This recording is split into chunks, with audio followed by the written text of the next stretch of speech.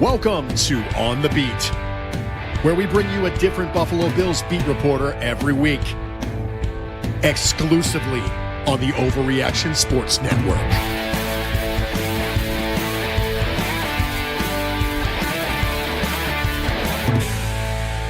Well, what is going on, everybody? Welcome everybody to this episode of On the Beat, brought to you exclusively on the Overreaction Buffalo Sports Network, as Bruce Nolan just told you, presented by FanDuel. This is a show where we try to bring you a different Buffalo Bills beat reporter or just a guy that's covering the Buffalo Bills every single week, a different person to talk about those topics swirling around our beloved Buffalo Bills. And boy, do we got some topics to talk about in this episode with the trade deadline coming to an end, or I should say coming and going today. My name is Joe Miller. You can find me on Twitter at Joe Miller Wired. Please do me a favor. Please like, please subscribe, whatever platform you were consuming this presentation on. Hit that like button, hit that subscribe button. If you can leave a comment or a review, do that. If you hit the notification button so you know when we go live, all that good stuff.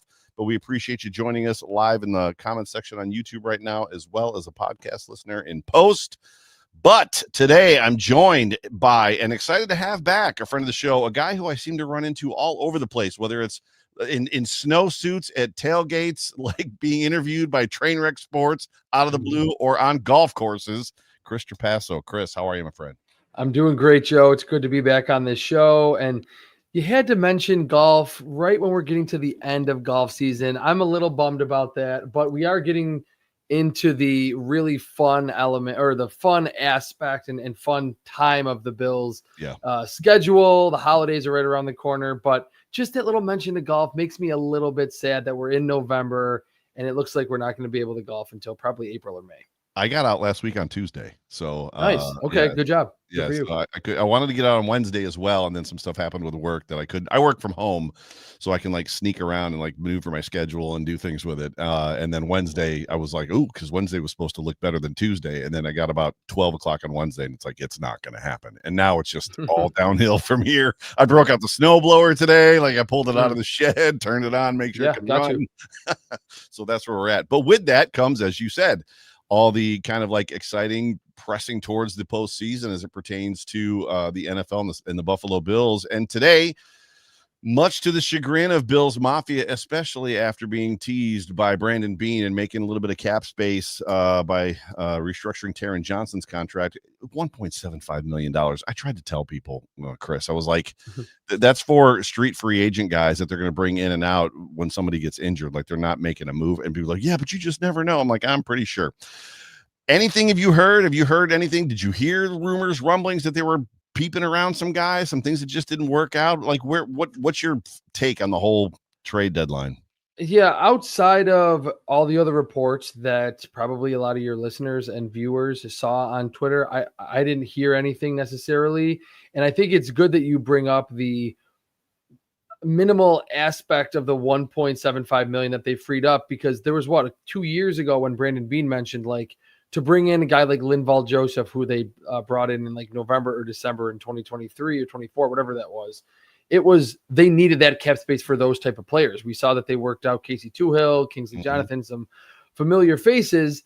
That's ultimately what that may have just been. I do think that was interesting and maybe ultimately telling that there weren't so many rumors about the Bills, from Diana Rossini to the big insiders saying like, okay, it's going to be the Steelers are in on receivers, the Seahawks are in on receivers. There was not as many rumblings about the Bills as there typically are. And I remember like Ian Rappaport famously said, I don't know if it was the Von Miller signing or the Diggs trade, but he was like, the Bills are always involved. Like Brandon Beane is always talking. So we normally get more of the, hey, the Bills are one of the teams poking around. I think we only got a little glimmer of that. It wasn't like the Bills were super heavily invested in the wide receiver spot, or maybe even defensive end, defensive tackle after the Michael Hoyt injury. So I understand why Bills Mafia is upset. I thought they should have traded for a wide receiver. But I think ultimately we didn't really see that many receivers get moved. Only 2 of like the 6 or 7 that were rumored to be available ultimately got traded. And apparently the Dolphins said no to basically every offer for Jalen Waddle. The Jets basically said no way, after they are just having a total fire sale to any trade for Garrett Wilson. So I'm not going to say that Brandon Beane deserves zero criticism. If you were aboard they need to trade for a wide receiver no matter what train, then sure, you can say, hey, look, he should have offered anything to get a Rashid Shaheed or Jacoby Myers. Right. But after those two, I think he was ultimately, like the Steelers and the Chiefs and any of the other big contenders in the AFC, ultimately just told, no, we are not trading any of our star receivers to the Buffalo Bills or anyone else. Yeah, and the two wide receivers that you just mentioned don't really move the needle as far as like Jacoby Myers especially. It's like we've got a complement of complementary guys. I don't know how many more of them we need. You know, Saheed would have been interesting as far as that goes. They needed a boundary guy. They needed to find a guy that could, you know, move the needle on the boundary. And I don't know that, to your point, that there was anybody out there that was being mentioned or that was being offered or that, you know, the teams were necessarily kind of hanging out there to be acquired. Obviously, the A.J. Brown stuff went away once he got happy and things got righted. Jalen Waddle, to your point, it turned into a non-thing. There was like weird rumors about Deebo Samuel today that I thought were bizarre. I don't know why Deebo Samuel would even be linked necessarily to the Bills or like why the Bills would move that way other than cheap, maybe. I don't know. But what's interesting is you talked about the Jets. First reaction when you saw the Jets got 2 first-rounders from the Colts for Sauce Gardner. Their GM, Darren Moogie, first-year GM. And what's so funny is this, I will always, like, my first reaction is from now on, whether it's the offseason, whether it's Halloween weekend next year, and there are trade rumors. Now, of course, I just said there were a bunch of guys that were rumored who ultimately didn't get moved. But the Sauce Gardner trade, to me, will always say, any player is tradable. That's maybe not a quarterback because Sauce Gardner signed a monstrous extension with this GM in his first job as a GM in the NFL with a full regime, you know, new regime, Aaron Glenn, Darren Moogie in July. And then he's traded like less than 4 months later. So this ultimately shows that outside of a franchise quarterback, I think anyone is a possibility to get moved. And hats off to the Jets for getting 2 first-rounders and A.D. Mitchell for Sauce Gardner, who's still really good, but he hasn't been quite as good the last 2 seasons as he was those first 2 years when he was an all-pro as a rookie and in his second year. So that they get a first-rounder for Quinnen Williams and a second. The Jets are going to basically be fielding like somewhat of a JV team. I know they still have Quincy Williams. They still have Jermaine Johnson. They still have a few decent players. Will McDonald is good. But to trade Quinnen and Sauce Gardner, those were your like foundational defensive pieces. It's going to be a struggle down the stretch, but they have really set themselves up to, you know, what any GM wants, have a lot of those early draft picks over the next couple of years. Yeah, and the list of 2026, the Jets have a first-round pick, their own, a first-round pick from Indianapolis, a second-round pick from that is their own, a second-round pick from Dallas, 2027, a first-round pick that is their own, and then one from Dallas and one in from Indianapolis. I get the Colts, you know, I see you. I know you're all in. You think Sauce Gardner, we're going to make this move, give up 2 first-round draft picks, go get Sauce Gardner to push us over the edge. It felt desperate. I just don't know that. I don't know that you're that close. And not to mention Sauce, as much as you said it, he was a Pro Bowler his first 2 years. It was more because the rest were looking the other way. They were just not calling him for clutching dudes all the way down the football field. And now he's getting called, and it's changed his game. It's super wild. We'll see. I felt like, I think I tweeted out that this might be the biggest fleecing the Colts got fleeced. Like since the Saints traded away all their draft picks. Was it to the Dolphins to get Ricky Williams? No, Ricky Williams. Yeah, the Ricky Williams trade. It was like, what is happening right now? One last point that I'll say, which I know we think Jets, and that's the direct tie to the Bills, obviously in the AFC East. Yeah. The Bills are still thinking about the Indianapolis Colts for the race for the 1 seed, obviously, with them at 7-2.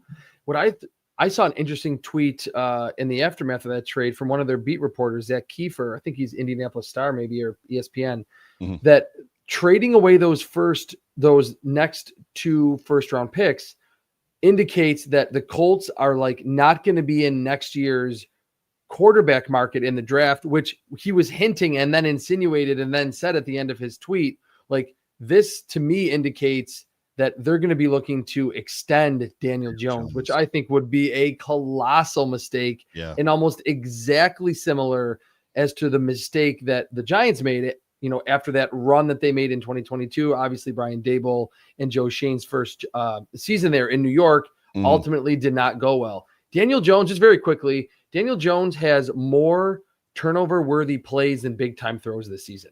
The line is really good. Jonathan Taylor's having like a borderline MVP season, Offensive Player of the Year season. They're getting a lot of turnovers, but they're not really winning every week, or they haven't gotten to 7 wins through 9 games because of Daniel Jones. So maybe that doesn't matter. That's long-term, but it will be really interesting to see if Daniel Jones can get another extension from another team after riding the waves of just a lot of fortuitous scheduling and bounces and things here and there, where he's really not the reason that a team is very successful in a given season. Yeah, talk about Chris Trapasso here on the Overreaction Sports Network. On the beat here on a Tuesday, post a Buffalo Bills defeat of the Kansas City Chiefs. Chris, I'm going to say it out loud. I'm going to admit it to everybody that can hear my voice, including you.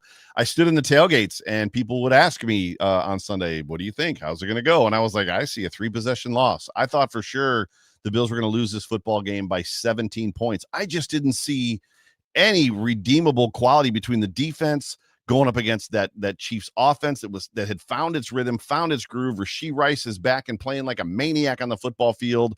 And then our offense, where you've got a situation literally, and it's I don't even know that it's not even not a secret, but it's not quiet news. They're trying to make Josh Allen a 3-step, 5-step passer, which Josh Allen is not an anticipatory thrower. And I was just like, I don't even know how they necessarily score points in this game. So I just said a lot. I apologize. Thoughts coming out of that defeat of the Chiefs? Were you surprised as I was? Not quite. Although I will say, talking to a lot of people in the media locally, a lot of my friends that are super plugged in Bills fans, same thing. Like, it was I think the overwhelming majority of people thought, I don't know how the Bills win this game. And I think the most likely scenario is they get blown out. And It was very close to being the opposite, which to me is just a testament to the parity in the NFL and the unpredictability of the NFL. And that I hate when I hear players say, or coaches, Sean McDermott says it a lot, it's a week-to-week league, you never know. But it really is true. It's a cliche that is legitimate. And I think what we saw in this game, and I think I'm not going to say that I was keeping tabs with all the national media members, but Louis Riddick was maybe the only one that I saw say or tweet something right before that said the Bills are actually built to beat the Chiefs. And in this game, to limit possessions, to control the clock with the run game, to finally, against Patrick Mahomes, be able to play some man coverage, which is something that they've never done in the Allen Mahomes era, and match some of the speed and athleticism with Maxwell Hairston and Cole Bishop, who the latter had his best game as a Bill, I think, by a wide margin. Yeah, that was a coming out party for Cole Bishop. 100%. Yeah, I think those were the reasons that the Bills were able to, I think, play their best game against the Chiefs in the Allen and Mahomes era, because of some of those changes that were made in the offseason and the dedication to the run game, to just moving the line of scrimmage, and then utilizing play action and getting all 3 tight ends involved. Yeah, I'm one of the few, I think, at least I could be wrong. I'm one of the few content creators, I believe, that sits in this space and admits when I'm wrong all the time, because I'm wrong often. And the Bills have taken a lot of flack this season for going to the Rolodex and digging up Jordan Phillips, Jordan Poyer, and like some of these older names. And there's an expectation, even from the card that you read earlier, some guys that they had in today that they were going to try out. It's just like, okay, who can we go back and find and get that didn't work last time, but hopefully it'll work this time. And even as I say that, Jordan Poyer's presence in that defensive backfield with Cole Bishop feels like it has settled it down completely. Yeah, 100%. And tell me if you saw this too. I mean, I don't think there's a PFF stat for this or anyone's tracking it. It seemed as though against the Chiefs, there was more communication in the back 7 from Terrell Bernard to Cole Bishop to Jordan Poyer, even Maxwell Hairston, than in any other game that I've watched of the Bills in my life. A few times it ultimately led to, Sean McDermott calling timeout. Were they maybe going to be offsides on a Harrison Butker field goal attempt in one case, maybe? But for as much as I think you could first take that as like, oh, that's not a good sign, I think it's actually a great sign relative to the fact that Cole Bishop is in his second season and barely played as a rookie. Maxwell Hairston was making his second start in alternating drives with Trey White. You had Jordan Hancock playing a ton of snaps at safety opposite Cole Bishop. they are really trying to get down the intricacies of this defense that is also evolving and trying to play more man coverage against a team that you do not want to play that much zone against. So I think you're right that Jordan Poyer, maybe beyond his coverage skills and the fact that he's a step or two slower than he used to be, maybe the impact that he's having on this team and kind of what we saw last year in a lesser sense with Micah Hyde just being on the practice squad, we're seeing it with the 4 pass breakups and the just he was everywhere type of game from Cole Bishop and some of these other younger players in the back seven. Yes, super anchoring that defensive backfield, and it was as a Bills fan season ticket holder, it was a sheepish kind of like hand over the mouth giggle just watching Max Hairston stay with Xavier Worthy step for step down the field, almost like he was barely running. It's like, I'm on your hip. Where are you going? It was nice to see that part. He had an incredible game. I don't know if there was anything about his game that stuck out to you at all, but I thought I was very impressed. No, I was too. And I think you can make a case that play that you're referencing where Hairston gives Worthy a free release off the line. So that is like run the 40-yard dash and stays with him, does not commit a penalty, does not just like freak out when the ball is arriving. He turns around, he boxes out and like helped break up that pass. That was actually more impressive than the interception. That was kind of just like a Mahomes arm punt. I mean, still a great play, but if you were going to weigh those two, I would say that the just running with the fastest guy in the NFL and not committing a penalty there was more impressive. The one thing I noticed is that on the 4th and 17 play, I don't know if it was Trey White who was technically in coverage, but I know he was on the field for that play. And like I said earlier, you probably noticed this. They were rotating. It would be Trey White, then Maxwell Hairston. The only time that the Bills kept Maxwell Hairston on the field for back-to-back drives was the second to last drive and then the final drive where they ultimately knocked the Hail Mary down. So very early on in his second game, but Sean McDermott and his coaching staff said, we need to get Hairston back there out on the field so there's not any coverage bust, and he has the athleticism to raise the ceiling of the secondary. I thought that was really interesting. Yeah, he brings some energy too. And one last topic as far as, and then we'll put this game to rest. Dalton Kincaid is an interesting player when healthy. To me, I think it's because when you watch him on a football field, especially for the Bills, he's the smoothest pass catching like receiver that we have as a tight end. Where is his ceiling? I guess is the first question, if he can stay healthy. And what do you see as his role kind of going forward? Well, I think, and now we can really talk about this because the Bills did not trade for a wide receiver like we all thought they would. I thought they would, and I thought they should have because I'm very down on Keon Coleman. I think, and I've been since the draft. Yeah. I think that Dalton Kincaid can and should be the number one option in this offense. And for as much as that would be like a wet blanket on the wide receiver train and like, oh man, it's still not a great wide receiver group. I'm thinking of George Kittle. I'm thinking of Travis Kelce. Now, certainly in his prime, he had Tyreek Hill. I'm thinking of Mark Andrews, that there were those really good Ravens offenses. They were getting the 1 seed and it was like, oh, Mark Andrews is getting 8 to 12 targets in this game. And he's a threat to go over 100 in every contest. Yep. Dalton Kincaid currently leads all tight ends in yards per route run at 2.96, which is, it's only halfway through the season.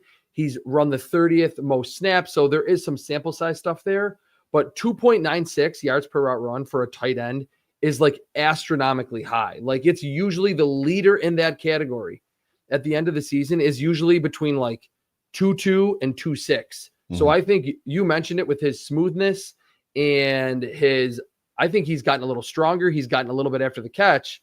And what I think is funny and is where I kind of the idea that I think he needs to be the number one in the offense was born out of. We're so concerned and thinking about separation. No one can get open. Kincaid can get open. If it's a linebacker on him, he is proven now. And even in the first 2 seasons where a lot of people I think would say, all right, good, but maybe a little disappointing. This season, he is getting open, whether it's Christian Gonzalez, a cornerback covering him, whether it's a safety, whether it's Drew Tranquil, who is a very mobile, athletic linebacker. He does not have any problems getting open. So I don't see a reason why Dalton Kincaid and then Khalil Shakir can kind of be your Amon-Ra St. Brown and Mark Andrews type of players in this offense. And frankly, after not trading for a receiver, I think that's where Joe Brady, Brandon Beane, Sean McDermott, that's kind of how they view things as long as Dalton Kincaid can stay healthy. Yeah, super good. Got you for a couple more minutes. Going to turn the page to the Dolphins game coming up this weekend. Before we do, tell everybody, Chris, where they can find you on all the socials and all your stuff and all that good stuff. Yeah, so I'm on all the socials at Chris Trapasso, and over the last couple of months, as I'm still looking for a job after being with CBS for the last 8 years, I'm really staying plugged into the NFL as best I can, doing a lot of video analysis on YouTube and on TikTok, and I'm at Chris Trapasso on all those platforms, so pretty easy to find me there. Yeah, you won't be on the street long, I don't think. Your work is too good and your stuff is too good. So big fan of yours. Thanks, so Joe. appreciate you being here. So what? FanDuel, the Buffalo Bills head to Miami this weekend. FanDuel currently has the spread at 9.5 points, which seems like a lot to me. The in division too, that's a lot. In division, the over/under is 49.5. It just feels the Bills have had a tough time beating the spread this year at all. They did it obviously this past weekend as they were underdogs. They were the Chiefs were favored and they ended up beating the Chiefs. But that 9.5 seems like a lot. When what first thing that strikes out to you in this game? Because for me, the Dolphins always just, especially with Tua now. Well, I guess he had the one game where he was firing and looked like himself with one eye. Right, he had the left eye issue where he couldn't see out of his left eye, and then last week he went kind of back into some of his old patterns. But where's this one take your brain, this game? I mean, 9.5, like I said, for two teams that know each other so well, that seems like a pretty sizable spread. But we have seen those games that kind of go off the rails, like last year for the Dolphins in Miami when they played the Bills. What I see is that the Dolphins, the last couple weeks, for as bad as the Dolphins have been collectively, the last couple weeks, their defense, especially against the run, has actually been pretty good. Now, they do lose Jalen Phillips, who's their best pass rusher, and just, a key cog up front. So we'll see the impact that has. I just think that the Bills know the Dolphins' philosophy of getting it out of Tua's hands quickly, first read, RPOs, and the Bills' defensive line is super deep. Joey Bosa is playing as good as we've seen him in the last 4 or 5 seasons. Gregory Rousseau is quietly having like a career year. So even after losing Ed Oliver and then now Michael Hoyt, I still think this Bills defensive line will really be able to get after Tua. And sure, he may make a few plays where he throws a screen to Devon Achane and he picks up 20 or 30 yards. I think over the course of a game, if you pressure Tua 40 to 50% of the time, like they got after Patrick Mahomes at 52% of his dropbacks, it's going to be a long night for the Dolphins, and the Bills should be able, I don't want to say should be able to just blow this team out, but I think it could get close to that 9.5 or 10 point spread. I'd love to see it. And I'd love to see it somewhat easy. Not the Bills are going to back into 30 points. It's what they do, right? So, and with the under over 49, so they're expecting the Dolphins to score somewhere around 19 points. Bills 30, 19, 49. You would think is effectively what they're thinking. I was very surprised by the Jalen Phillips trade. I like Jalen Phillips as a player. I thought he was super before the Achilles injury. He was very good. You said he's their best pass rusher. Totally surprised that they kind of cut their legs out. Not that cut their legs up, but you know what I'm saying, like made their defense less good, I'll use, by moving on from a player like Jalen Phillips because he's a very good player. And the offense looks better without Tyreek on the field. I feel like they're more efficient we know where the ball's going. It's going to Jalen. Like that's what, like there's no more fighting. There's no more who do I got to pick? Which one is my read? Like Tua is consistently kind of paying attention to him. So it'll be interesting to see how the offense plays their defense.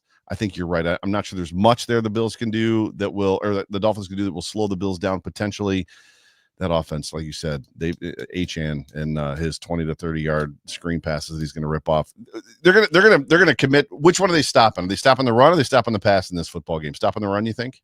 Yeah, I think stopping the run is probably the most like the biggest priority for the Bills in this game, and it's what they will most game plan for. Because Achane, I mean, obviously Jalen Waddle's super fast too, but I think if you stop the run, Mike McDaniel coming just from a long line of being the run game coordinator in San Francisco and all of his diversity in the run game, if you can stop the Dolphins, and it's kind of what the Bills don't want to have happen to them. Right. If it's 2nd and 8, 3rd and 9, and Joey Bosa, and they can throw different blitzes at him, they can show man on one side with Maxwell Harrison now, and then have zone on the other. confuse Tua and then he doesn't get to that first read, things again can get ugly. So I think the Bills have to put the onus on stopping the Dolphins' run game, limiting that, and then teeing off on Tua in those second and third and long situations. Super good. Good stuff. Chris, appreciate you being here with us. Thanks for joining us. Joe, I appreciate it, man. Thanks a lot. Yeah, ladies and gentlemen, thank you so much for tuning in to On the Beat, exclusively on the Overreaction Buffalo Sports Network, presented by FanDuel. Appreciate every single one of you joining us tomorrow, 7 days to Sunday, with Zig Fracassi and Jerry Ostrowski. Saturday, the walkthrough with Anthony Marino, your final pregame podcast from Overreaction. And then Saturday night, Mafia Bets with Buffalo Freddy, our professional sports gambler here. But so appreciative of all of you who have joined us, both live and in podcast form. But for me, for John, for Jerry, for Zig, for Ant, for Dan, and for Chris, we appreciate you guys. Love you. Go Bills. Go Bills.